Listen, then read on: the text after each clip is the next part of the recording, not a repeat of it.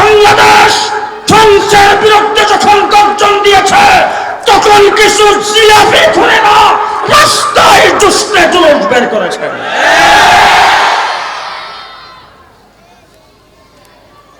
আমার বন্ধুগণ, মুহাম্মদ রাসূলুল্লাহ সাল্লাল্লাহু আলাইহি ওয়াসাল্লাম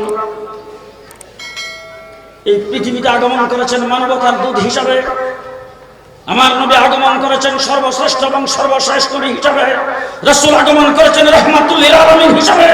রাসূল আগমন করেছেন মানুষের হেদায়েতের উদ্দেশ্যে। আল্লাহর নবী যে মিশন নিয়ে পৃথিবীতে আগমন করেছিলেন, সেই মিশন যদি বর্তমানে দেখতে চান, কমলপুর মাদ্রাসার দিকে তাকান। ঘুমাইছেন মনে হয়? ঘুমে ধরছে। আমরা জিলাপি নিয়ে মিলাদ করি না, আমরা খিচুড়ি নিয়ে কারাকারি করি না, আমরা ফিল্মি নিয়ে মারামারি করি না।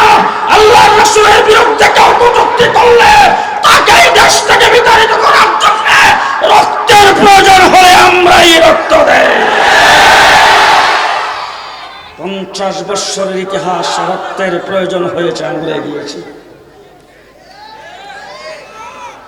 তসলিমার বিরুদ্ধে রক্ত আমরা দিয়েছি, হাইকোর্টে ফতোয়ার বিরুদ্ধে রায় দিয়েছে, রক্ত আমরা দিয়েছি।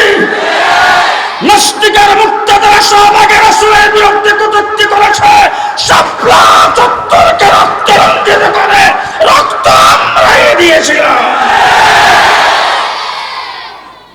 এবারও রক্তের প্রয়োজন, যদি প্রয়োজন হয়। আমি জিজ্ঞেস করতে চাই, রাসূল সাল্লাল্লাহু আলাইহি ওয়াসাল্লাম কি কটূক্তি করেছে? হুজুর আকরাম সাল্লাল্লাহু আলাইহি ওয়াসাল্লামের ব্যঙ্গচিত্র বের করেছে, রাসূলকে কেউ গালি দিয়েছে। এই কথা শোনার পরে আপনার অন্তরে রক্তক্ষরণ হয়?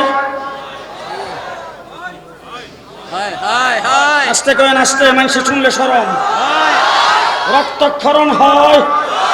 তাহলে আজকে উলামায়ে কেরামের মজলিসে আমি ফতোয়া দিয়ে গেলাম, যার অন্তরে রক্তক্ষরণ হয় না সে মুসলমান নয়, সে মুসলমান নয়, সে মুসলমান নয়।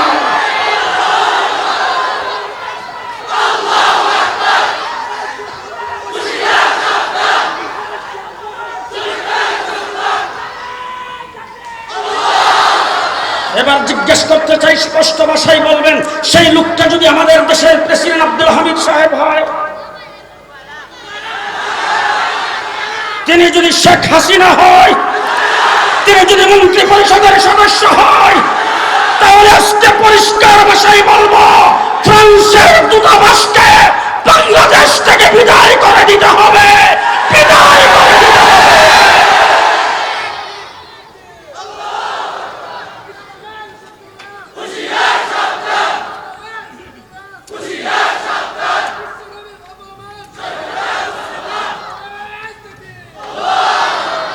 আমার নবী রবিউল আউয়ালে আগমন করেছেন,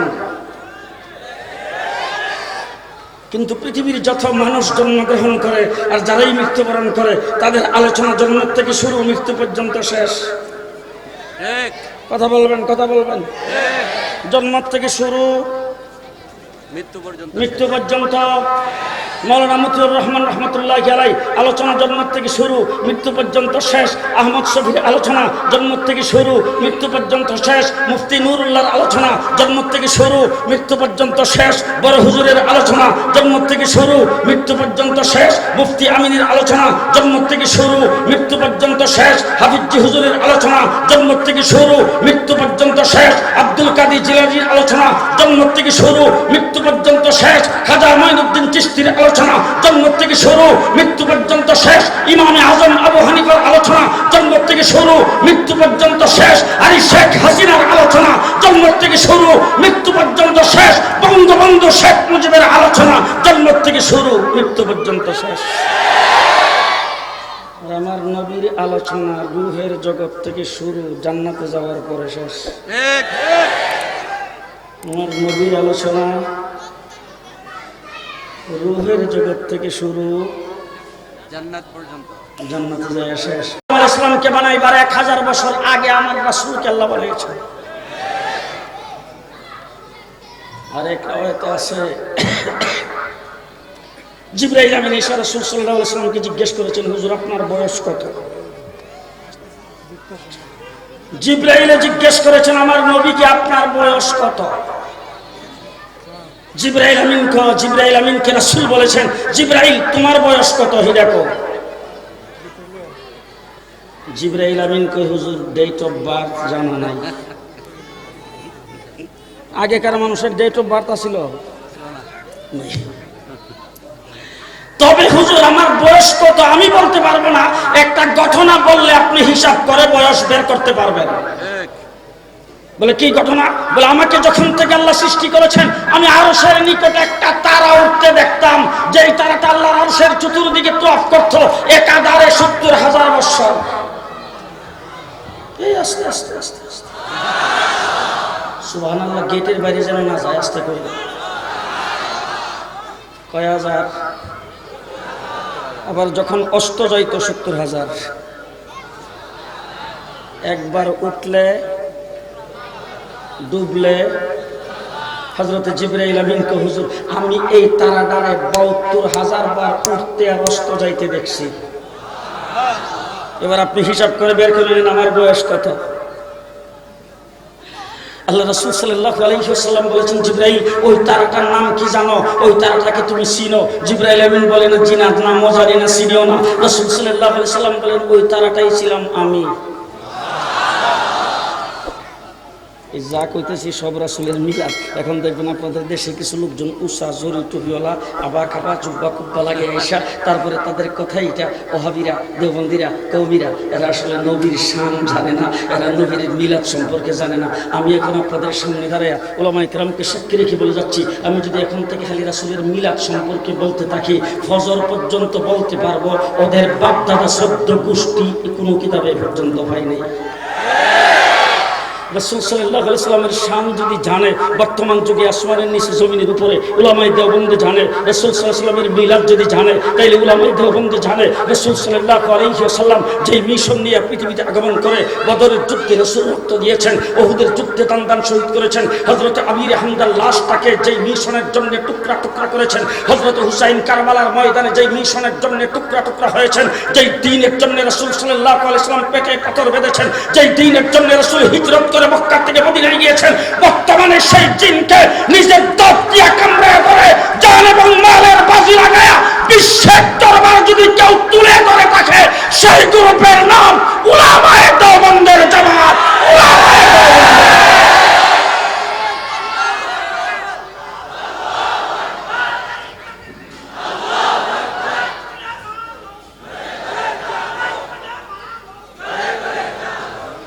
মুসলমান রূহের জগতে রাসূলের আলোচনা। আল্লাহ পাক জিজ্ঞেস করেছেন আলাস্তু বিরাব্বিকুম, মানুষ আমরা সবাই ছিলাম, সমস্ত নবী রাসূলরাও ছিল, সমস্ত দেশের প্রেসিডেন্টরাও ছিল, সমস্ত শিক্ষিত মানুষগুলি ছিল। আল্লাহ বলছেন আলাস্তু বিরাব্বিকুম, কেউ কোনো জবাব দেয় না, কারণ আল্লাহ পাক আহকামুল হাকিমিন, তার প্রশ্নের জবাব কি হবে কেউ জানে না। সবাই তাকায় আছে, যার যার উম্মতেরা সবাই তাকায় আছে তাদের নবীর দিকে, আদম থেকে ঈসা পর্যন্ত সমস্ত নবী তাকায় আছে আল্লাহ পাকের মাহবুবের দিকে। আল্লাহ পাকের মাহবুব ওই রূহের জগতে সর্বপ্রথম বলছেন বালা। কি বলছেন? কি বলছেন? বালা। ২ নম্বরে আল্লাহ পাক ডাকছেন সেমিনার। ২ নম্বরে কি করছেন? সেমিনার। জনসভা যদি হয় সবাই যাইতে পারে, সেমিনারে সবাই যাইতে, সেখানে আলাদা কার্ড দেওয়া হয়, আর কার্ডের নিচে লেখা থাকে কার্ডখানা আসার সময় সাথে নিয়ে আসবেন, গেইটে চেকিংয়ের সময় প্রদর্শন করবেন।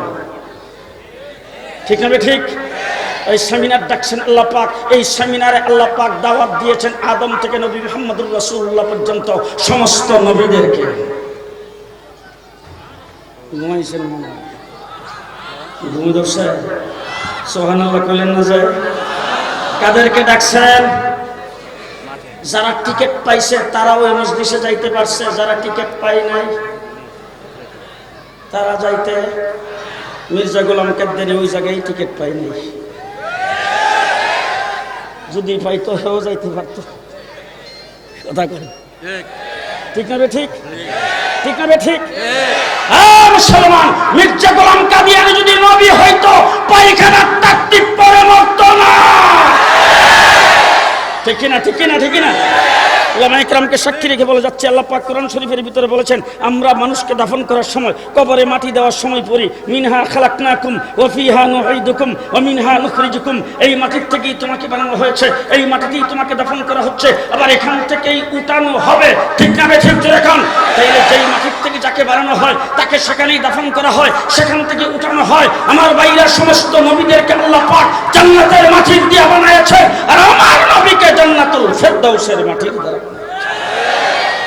নবী কোন মাটির তৈরি? আরো জোরে। নবীদের জন্য আইন হলো, নবী যেখানে মারা যাবে সেখানেই দাফন। কথা বলেন, কথা বলেন। নবীর জন্য আইন হইল, নবী যেখানে মারা যায়। জি, আমার নবী বিশ্ব নবী আয়েশা সিদ্দিকার হুজরার ভিতরে মারা গেছে, এখানেই দাফন। কোন নবীকে কবরস্থানে নিয়ে দাফন করা হয় নাই। কাদ্দারির গোষ্ঠী কাউরে ফাইলে জিগাইবে না তারা নবীরে দাফন করছত কই?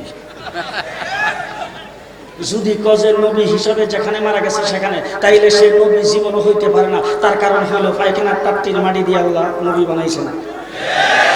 2 নম্বর যদি বলে যে এখান থেকে স্থানান্তর করে দাফন করছি, তাইলে তো নবী হইতেই পারে না। তার কারণ হলো নবী স্থানান্তর করার আইনই নেই। ঠিক কিনা জোরে কম? নবীদেরকে আল্লাহ পাক জান্নাতের মাটির দ্বারা বানাইছে। আল্লাহ বলছেন সেমিনারের কাঠ পাইছো বলে, হ্যাঁ, যারা যারা কাঠ পাইছো তারা আসো। সেখানে যাওয়ার পর আল্লাহ বলেন, ওই আখাযাল্লাহু মিসাকান নবী মুহাম্মদুর রাসূলুল্লাহ সাল্লাল্লাহু আলাইহি ওয়াসাল্লাম হলেন এই আলোচনার বিষয়বস্তু। আল্লাহ হলেন মুকাররির, শ্রোতা হলেন সমস্ত নবী। সেই জায়গার মধ্যে আল্লাহ পাক ডাক দিয়ে বলেন, তোমাদেরকে নবুয়ত দেওয়া হবে, রিসালাত দেওয়া হবে, কিতাব দেওয়া হবে, জিবরাইল পাঠানো হবে, ওহী নিয়ে যাবে, তোমাদেরকে মুজিজা দেওয়া হবে। তোমাদের নবুয়তি যখন পৃথিবীতে চলতে থাকবে, নবুয়তি চলবে, এরপরে সর্বশেষ আমার হাবিব মুহাম্মদুর রাসূলুল্লাহ যখন দুনিয়াতে আগমন করবে, আগমনের সাথে সাথে তোমাদের নবুয়তি ক্যান্সেল, তোমরা আমার হাবিবের উপরে ঈমান আনবে। রূহের জগতে আমার নবীর আলোচনা কোথায়? রূহের জগতে। এই জন্য আমরা রবিউল আউয়াল পালন করি না। তার কারণ হলো আমার নবীর আলোচনা জন্ম থেকে শুরু নয়, রূহের জগৎ থেকে। ঠিক কিনা? ঠিক কিনা? মুহাম্মদুর রাসূলুল্লাহ সাল্লাল্লাহু আলাইহি ওয়াসাল্লাম পৃথিবীতে আগমন করেছেন। হাই হাই মা আমিনা বাচ্চাটাকে কোলে দিয়েছে, ইতিম বাচ্চা, চেহারার দিকে তাকিয়ে আছে, আর চেহারাটা খুব সুন্দরভাবে দেখতেছে। মা আমিনা চোখের পানি ছেড়ে দিয়ে বলে, হাই রে, এত সুন্দর বাচ্চা আল্লাহ তাবারক ওয়া তাআলা আমার ঘরে দিল। আল্লাহ রে, যদি আজকে তার বাবা জীবিত থাকতো, দেখলে কত সুন্দর লাগতো, আর দেখে তার বাবা কত খুশি হইতো।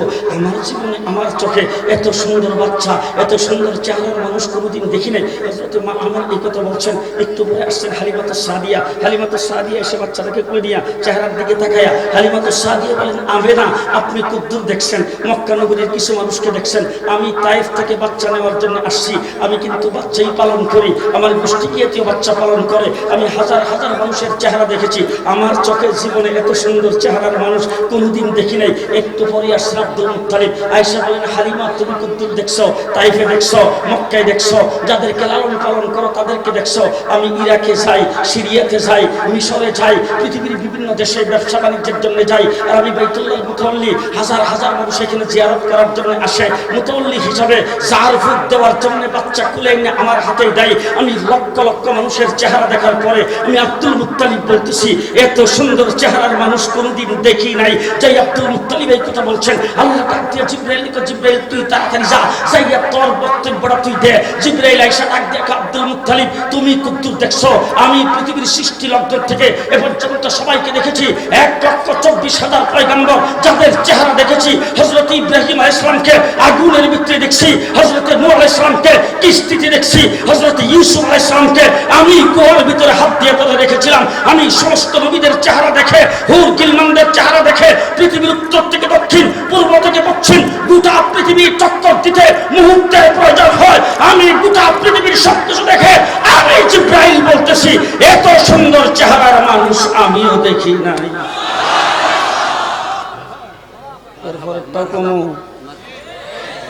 এরপরেরটা বলবো, এই বাতি যারা দাওয়াত দিচ্ছে আমার তো 5-7 বছর পরে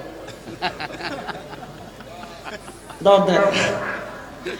কমলপুর মাদ্রাসার জন্য যোগাযোগ করে, আমার ডায়েরি যখন ফিল আপ হয়ে সারে তখন টেলিফোন করে, হ্যালো, ইমুক তারিখে মাহফিল, এই বদনাম আজকে করে গেলাম। কারণ এই মাদ্রাসার মুহূর্তে আমার সাথে। এরপরে তো বলবো আল্লাহ রাব্বুল আলামিন জিবরাইল আমিনকে ডাক দিয়া বলেছেন, জিবরাইল তুমি কোথা থেকে দেখবা আমি রাব্বুল আলামিন মুহাম্মাদের চাইতে সুন্দর কাউকে বানাই নাই। সুবহানাল্লাহ। জিবরাইল আমি বানাইলেনে দেখতে, বানাইছি তো না, দেখবে কোথা থেকে আমি বানাইলেনে দেখতে। তোমার নবী কত সুন্দর ছিল। একজন সাহাবী এক মজলিসে বসা একবার আকাশের দিকে থাকে, আরেকবার হুজুরের চেহারার দিকে। অন্যান্য সাহাবীরা জিজ্ঞেস করে, হুজুরের সামনে বসে এরকম একবার আকাশের দিকে আরেকবার নিচের দিকে কি তাকায় দেখো? বলে আসমানের চন্দ্র দেখি, জমিনের চন্দ্র দেখি। আস্তে আস্তে আস্তে আস্তে বলে আসমানের চন্দ্র দেখি, জমিনের চন্দ্র দেখি। বলে আচ্ছা দেখে তোমার কাছে কি মনে হইলো? বলে খোদার কসম করে বলি আসমানের চন্দ্রে কালো দাগ আছে, জমিনের চন্দ্রে দাগ নাই। যে কথাটার কারণে আমি কথাটা বলছি, হযরত মাওলানা মতিউর রহমান রাহমাতুল্লাহি আলাইহি তিনি নাই, তার অসংখ্য ভক্তবৃন্দ আছেন। আজকে তিনি নাই, কমলপুর মাদ্রাসা আছেন। যদি সুজা পথে থাকতে চান, ইমানদার হয়ে যদি থাকতে চান, হকের পথে থাকতে চান, কমলপুর মাদ্রাসার দিকে আসেন। হক ও হক্কানিয়তের মার্কাজ, নাসরুন মিনাল্লাহ, ফাতহুন করিম, ওয়া বাশশিরিল মুমিনিন। আসসালামু আলাইকুম ওয়া রাহমাতুল্লাহ।